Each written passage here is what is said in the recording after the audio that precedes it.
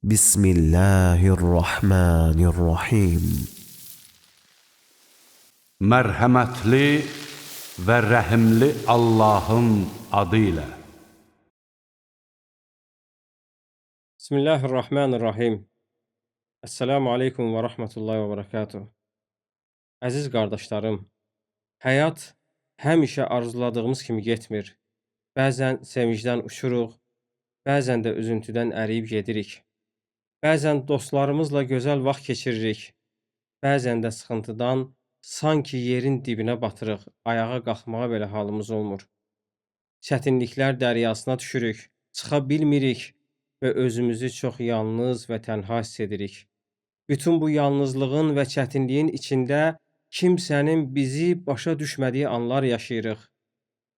Bəzən mənəvi çətinliklərlə yanaşı, maddi çətinliklərlə də üzləşirik və öz həyatımıza çönüb baxarkən, bu bataqlığın içindən necə çıxa biləcəm deyərkən, şeytan sənə ümidsizlik vəsvəsəsi ilə gəlir.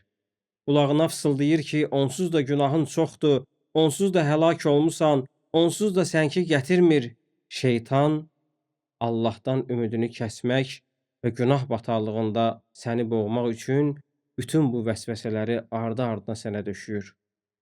Vəsvəsə verir ki, sənin həyatında düz əməlli bir ibadət yoxdur. İbadətləri doğru düzgün yerinə yetirməyən insansan. Sən günahların içində batmış və hər cür günahın dərinliklərinə varmış bir insansan. İndi Allahın səni bağışlayacağını mı fikirləşirsən? Bu düşdüyün bataqlıqdan necə çıxacaqsan? Çırpındıqca daha da batdığın bir bataqlıqdan.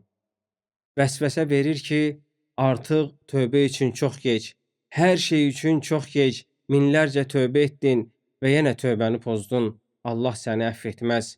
Bu cür pis insan olaraq nə üzlə əllərini Allaha açıb dua edəcəksən və hansı üzlə Allahın huzuruna çıxacaqsan? Şeytan durmadan, yorulmadan, yatmadan belə vəsvəsələri sənə döşüyür. Əgər Allah səni sevsəydi dualarını qəbul edərdi, görmürsən Allah dualarını qəbul etmir?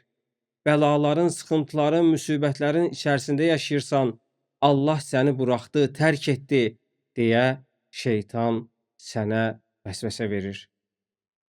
Əziz qardaş və bacılarım, insan ibadətdən uzaqlaşdıqca, zikirdən, duadan uzaqlaşdıqca ümidsizliyə yaxınlaşır və ümidsizlik də ibadətsizliyə aparır.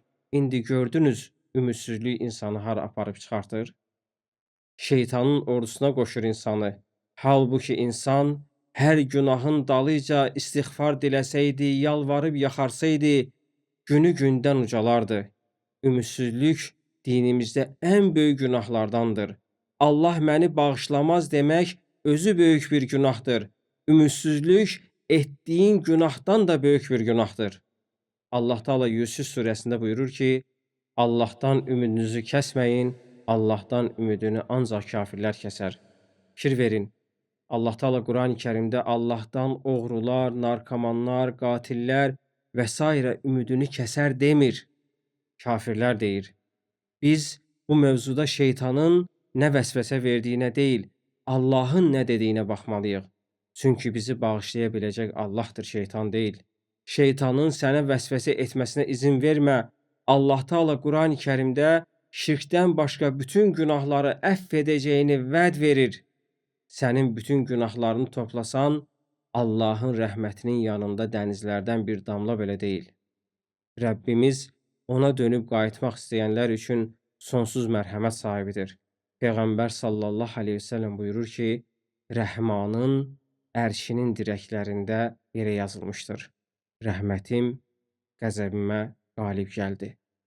Həmçinin Allah Teala bir hədis qudusda buyurur ki, əgər qulum mənə bir addım gəlsə, mən ona 10 addım gələrəm.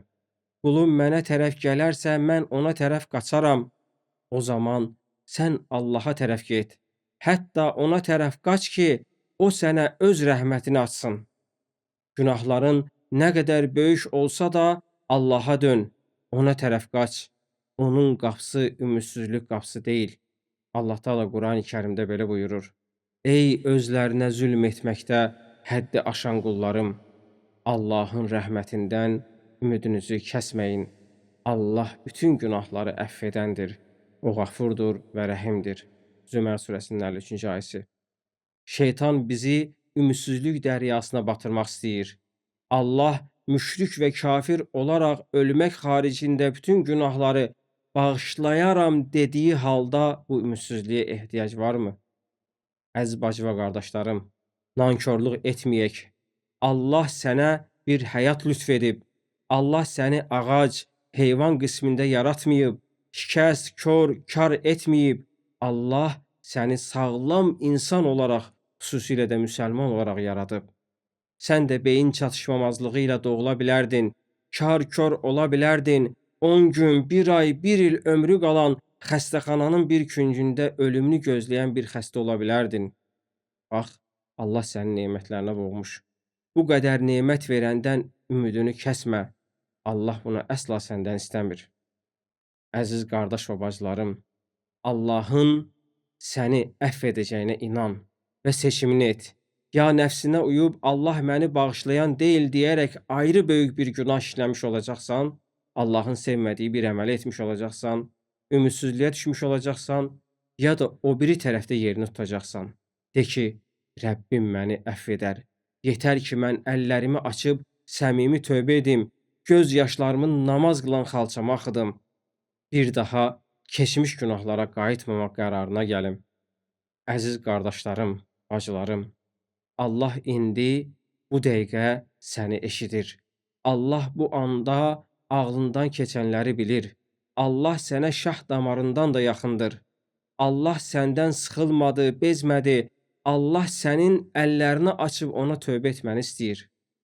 Hətta bir günahdan 100 dəfə tövbə etmiş olsan belə. Bəlkə də öz-özünə belə deyirsən, həyatımda bir çox dəyişikliklər edəcəm. İndi tövbənin vaxtı deyil. Bəlkə də deyirsən, mən mənəvi həyatımı düzgoş edəndən sonra, qoy borclarımı verim sonra, qoy uşaqlarımı yerbəyer edim sonra. Qəbristanlıq tövbəni sonraya saxlayanların qəbirləri ilə doludur, əziz qardaş və bacılarım. Problem heç vaxt bitməyəcək. Yaşlananda da şeytan sənə belə vəsvəsə verəcək.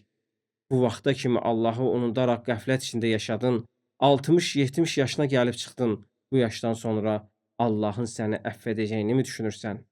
Deyərək təkrar səni ümidsizliyə atacaq. Əziz qardaşım, Peyğəmbər sallallahu aleyhi və səlləm belə buyurmuşdur. Tövbəni sonraya saxlayanlar həlak oldular. Hal-hazırda qəbristanlıq Allaha qayıtmağı, namazı, niyazı sonraya saxlayanların qəbirləri ilə dolub daşır. Artıq diriliş zamanı gəldi, əziz qardaşlarım. Şeytan bizi ayaq üstə yuxuya verdi, yürüyən cənazələr halına gətirdi. Allaha inanırıq dedik, Allahın ad və sifətlərini öyrənmədik. Peyğəmbər sallallahu aleyhi və səlləm Peyğəmbərimizdir dedik, amma onun həyatını açıb oxumadıq, özümüzə nümunə götürmədik, oxusaq da nümunə almadıq. Quran kitabımızdır dedik, amma onu açıb oxumadıq və ya oxumağı öyrənmədik və ya həyatımızda tətbiq etmədik. Quranda Allah bizə nə deyib bilmirik, amma bilmədiyimiz bir şeyə inanırıq deyirik. Oxumadığımız bir kitaba özümüzü iman gətirənlərdən hesab edirik. Nəyə iman gətirdiyimizi belə düz əməlli bilmirik. İndi gördünüz ki, mehriban olan Allahdan nə qədər uzaq düşmüşük? Əziz qardaş və bacılarım, indi nə edək? Hər şey beləmi davam edəcək? Bunun bir çarəsi yoxmu? Hər şey bitdimi? Yoxsa hər şey yenidən mi başlayacaq? İndi qərar sənin qərarındır. Allahın qapısı günahkarlara, tövbə edib peşman olanların üzünə heç vaxt bağlanmaz. Hətta 1000 kərə tövbəni pozsan belə, nə qədər ki peşmançılıq duyub ona qayıtmaq istəyirsənsə, onun qapısı sənə açıqdır. Allahın quluna olan rəhməti, ananın övladına olan rəhmətindən də genişdir. Allah qulunu bədbəxt olmaq üçün, yanmaq üçün yaratmadı. Səni ona itaət etmək üçün yaratdı. Necə ki Allah Taala buyurur, mən cinləri və insanları mənə ibadət etmək üçün yaratdım. Allah səni cənnətə salmaq üçün yaratdı. Yanmağı seçmək sənin öz tərcihin və öz seçimindir. Allah bizləri ümidsiz qullardan etməsin. Ümid var olduğu müddətcə əziz bacı və qardaşlarım həyat davam edir. ümid var olduğu müddətcə həyat var. Allah hər zaman büdrəsə belə ayağa qalxmaq üçün səy göstərənlərə rəhmət qapısını açıq tutmuşdur. Allah bizləri eşidib faydalanan qullardan etsin. Allah bizi heç vaxt ondan ümid kəsən qullardan etməsin. Ya Rabbi, namazı niyazı buraxan, narkomanlıq, içki, qumar, zina, qadın fitnəsinə düşüb evinin yolunu unudan, müxtəlif günahlara düçar olan millətimizin övladlarına hidayət nəsib elə.